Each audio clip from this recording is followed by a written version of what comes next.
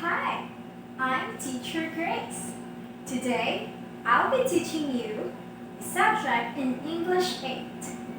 And we will be talking prepositions, specifically the preposition of time and the preposition of place.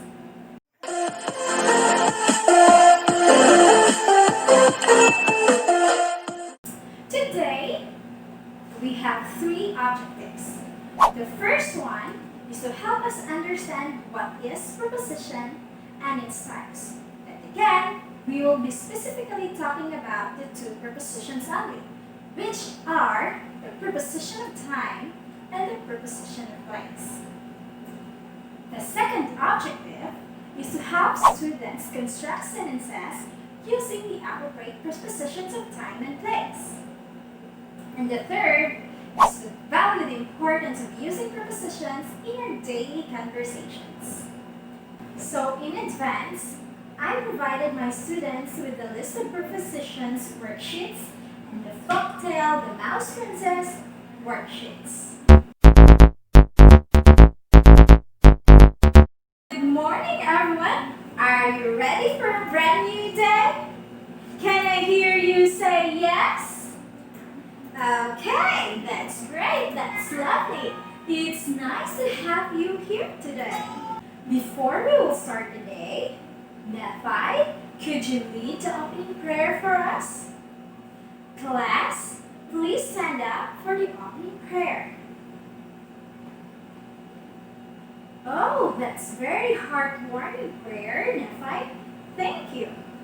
Please continue standing, for we will be having the checking of attendance.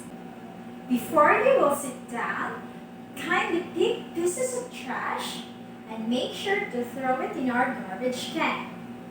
Make sure to also arrange your chairs. Now class, before we will all sit down, let's have first a little activity.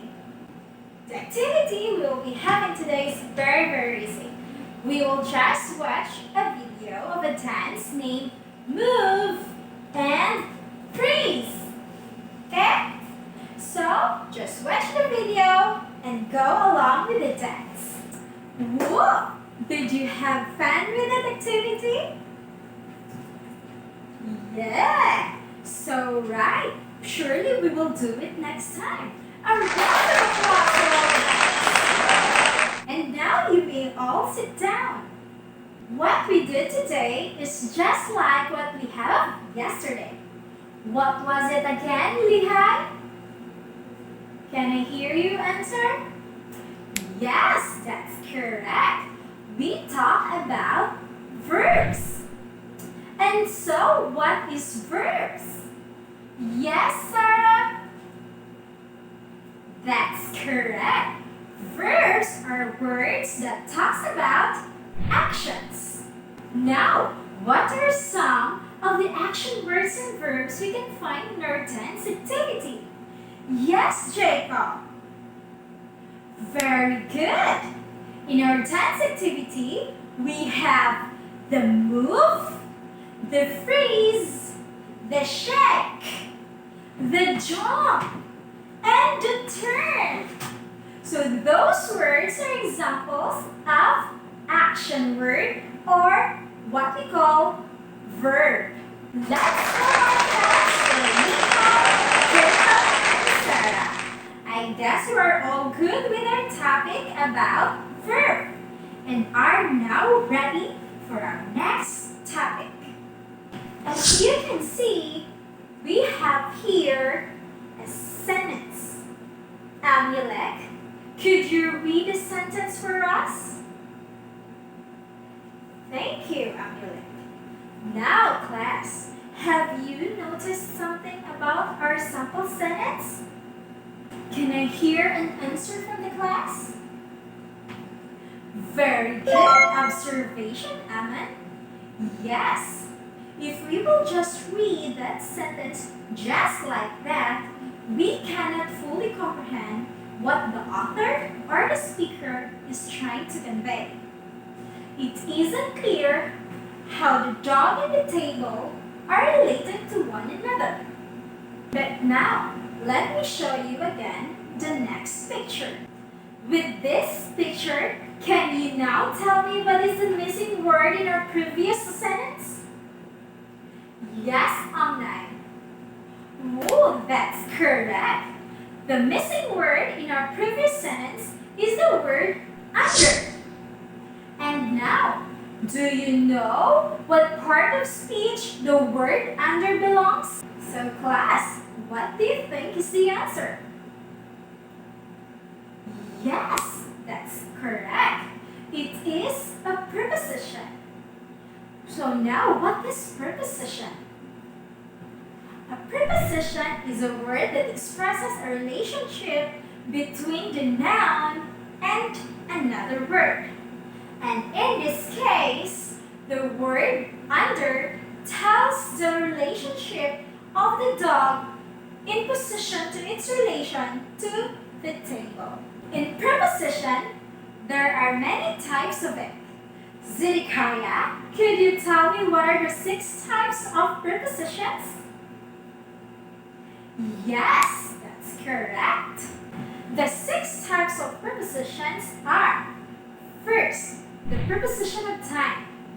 Next, the preposition of place. Third, the preposition of direction. Fourth, the preposition of agent. Fifth, the preposition of instrument. And last but not the least, the prepositional phrase. But today, for the benefit of time, we will be focusing on the 2 prepositions. What are those? The preposition of time and the preposition of place. Let's start first with the preposition of time. Anyone from the class who have the idea what is the preposition of time? Yes, very good. Very well said. You really did study our lesson ahead of time. This preposition of time is used to refer to time for various aspects. Example of the preposition of time is in, on, and at. Now we will learn together when to appropriately use or properly use the word in, on, and at. So when we are going to use in, the preposition in will be used if you are talking about a period of time or a range of time. However, you have to remember that although you will be talking about period of time or range of time, you are not being specific with it. Meaning, you are not being specific what specific time it is. For example, I'll be coming in December. You are saying that you will be coming in December, but you are not being specific what day in December. That's why you use in, because you are not being specific what specific day in December. Another example is, she was born in 1986. As you can see, we already know that she was born in 1986. However, we do not know what specific day in 1986. So again, if we will be using in, we will be talking about a period of time or a range of time. But you are not being specific what specific time it is. Now, how about the preposition on? The preposition on will be used when you are terming a specific day. When you say specific day, that's like having first day, second day, third day, or Monday, Tuesday, Wednesday, and so on and so forth. Again, you will use on when you are talking about a day, a very specific day. For example, I'll be visiting you on Monday. You are being specific what day in a week, what day in a month you are talking about. So now, how about the preposition of time at? Okay. At will be used when you're trying to be more specific. Remember, in will be used in the period of time. On will be used when you are talking about a specific day. But at will be used when you are talking about a specific time within the day. For example, I'll be meeting you at 5 p.m. As we all know, 5 p.m. is a specific time of a day. That's why we will use at. Let's have another example. He will come home at night. You see, night is a specific time of the day. That's why you use at night. You're being specific. Am I clear with the preposition of time? Do you have any more questions and clarifications? Let's now proceed with the preposition of place. Do not be confused because we will be using the same words. In, on, and at. However, they also have similar things. Let's have first the preposition of place, in. We will use the preposition in if we are turning for a place having some sort of physical or virtual boundaries. If you are seeing something inside a place that has a physical or virtual boundary, then you will use the word in. For example, I saw a cat in the box. You see, the box has physical boundaries and the cat is inside that box. That's why you will see, I saw a cat in the box. Let's try to have another example. He lives in the Philippines. Do you see it? Philippines is a territory. So he lives in the territory of the Philippines. That is why you will use in. He lives in the Philippines. So are you satisfied with the explanation?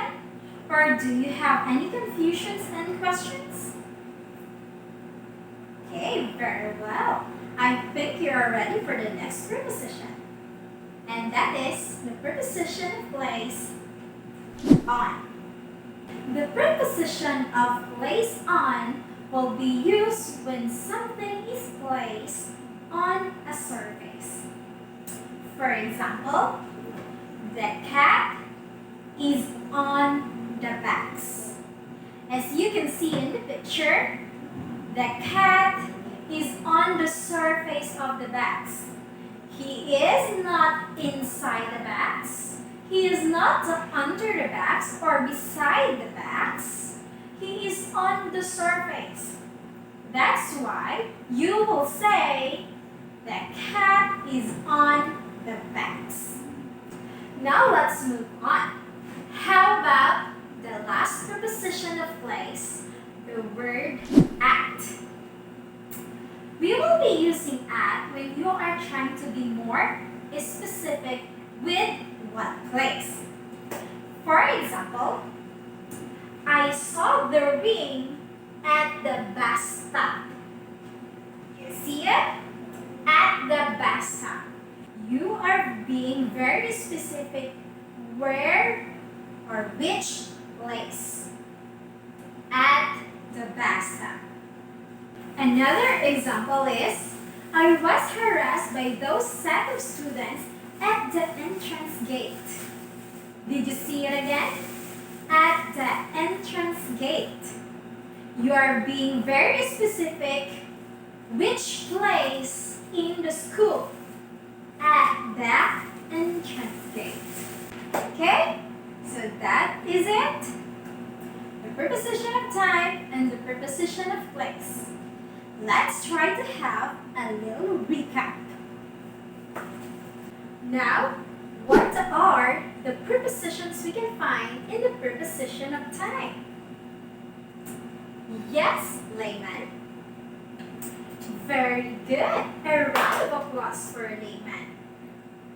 The preposition of time consists of the word in, on, and at. How about the preposition of place? Yes, Lemuel. Very well said. The same with the preposition of time. We have in, on, and at. So again, never be confused with those words. In the preposition of time, we will use the word in if we are trying to talk about a period of time or a range of time that you are not being specific with what time. We will also use the word on if you are talking about a specific day, like Monday, Tuesday, first day, second day, and so on and so forth. And at if you are trying to be more specific, meaning you will be talking a specific time within the day, like day, night, 1 p.m., 2 p.m., 3 a.m., that's it. And the preposition of place in will be used if you are talking something that is inside the place, having sort of some virtual or physical boundaries. And the preposition on will be used when you are talking about something that is placed on a surface, like on a table, on the bags, so on and so forth. And lastly, the word at when you are trying to be more specific with what specific place, like at the bus stop, at the entrance gate, at the school. Am I clear with that, class? Very good. So now for our activity, I will group you into 5 groups. Each group will consist of 5 numbers. Now what we're going to do is that each group will construct 20 sentences. You will use preposition on each sentence. Make sure that each type of preposition, the preposition of time and preposition of place, will receive 10 sample sentences each. You will use 1/2 crosswise of paper to write your answers.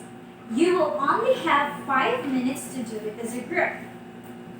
After constructing your 20 sentences, choose one representative from your group to record what you have written. And now, are you ready? Very good. And so your time starts now. Okay, class, time is up. Each group, the first group specifically, will now start reporting. The second group will follow, then the third group, then the fourth, and last, the fifth. Your time now. Round of applause to everyone. You have done it very, very right. You have really understood the lessons we have today. I hope you can still all remember those things even after this day or even after this class. Okay, for the last part of our discussion, we will see how far you really understand our discussion individually. So, please get your worksheet on the story The Princess Mouse. What you're going to do there is to underline the prepositions of time and place as many as you can. I will only give you 7 minutes to do that. Am I clear with my instruction? Very good. That's great. Okay, class, be ready? Because your 7 minutes start now. Okay, class, time is up. Please pass your papers to the front. Please pass your papers already. Very good. Thank you so much. I hope you have understood very well our discussion, and please remember all those things that we have learned today. So for our assignment, make a 3 to 5 paragraph story that uses preposition of time and preposition of place. Okay? Any question? Please write your answer or your story on one whole sheet of paper and pass it tomorrow. Okay, very good. So now class, thank you so much for all your participation. I hope you will not forget all the things I have taught you today. So class, thank you so much and goodbye!